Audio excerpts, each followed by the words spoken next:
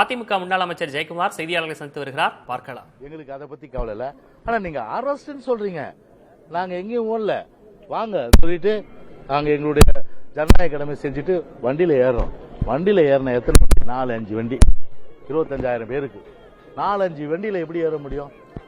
அதுல பார்த்தா நாங்கெல்லாம் ஏற மாவட்ட செயல் நாளா ஏறின வண்டியில 350 பேர். ஒரு பஸ்ல 350 பேர் போக முடியுமா? 350 போக முடியாது.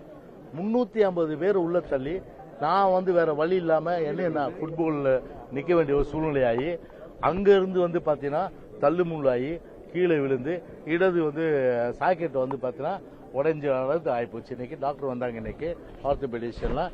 இப்படி ஒரு முழுக்க ஒரு நிர்வாக ஒரு சீர்கேடு, ஒரு நிர்வாக திறனற்ற, ஒரு வக்கற்ற, ஒரு மானங்கெட்ட அரசு தான் இன்றைக்கு தமிழ்நாட்டை இன்றைக்கு ஆண்டு கொண்டிருக்க நிலையில் இன்றைக்கு கண்டிப்பாக இதற்கெல்லாம் ஒரு விடிவு நிச்சயமா 2026ஆம் ஆண்டு மலரும். நம்முடைய புரட்சி தலைவர் ஆட்சி, புரட்சி தலைவர் ஆட்சி அந்த எடப்பாடி தலைமையில் மலரும் போதுதான் இதற்கெல்லாம் ஒரு விடிவு கிடைக்கும். எனவே அந்த வகையில் இன்னைக்கு பாத்தீங்கன்னா இன்றைக்கு நடந்த அந்த ஆர்ப்பாட்டம் என்பது அமைதியான முறையிலே எங்களுடைய கோஷத்தை நாங்க தெரிவிச்சுட்டு போயிருக்கோம்.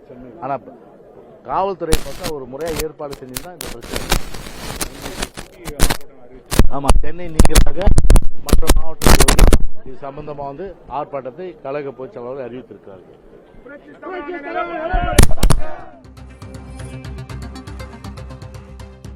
முன்னாள் அமைச்சர் ஜெயக்குமார் சென்னையில் செய்தியாளர்களை சந்தித்த அந்த காட்சிகளை பார்த்தோம். தற்போது நிர்வாக சீர்கேடு ஏற்பட்டிருப்பதாக அவர் தமிழக அரசை குற்றம் சாட்டி பேசியதையும் பார்த்தோம். அதேபோன்று இதற்கு 2026இல் நிச்சயம் விடியல் கிடைக்கும் என்றும் அவர் பேசியிருக்கிறார். தமிழகத்தில் நிர்வாக திறனற்ற ஆட்சி நடப்பதாக தமிழக அரசை அவர் குற்றம் சாட்டி பேசியிருக்கிறார்.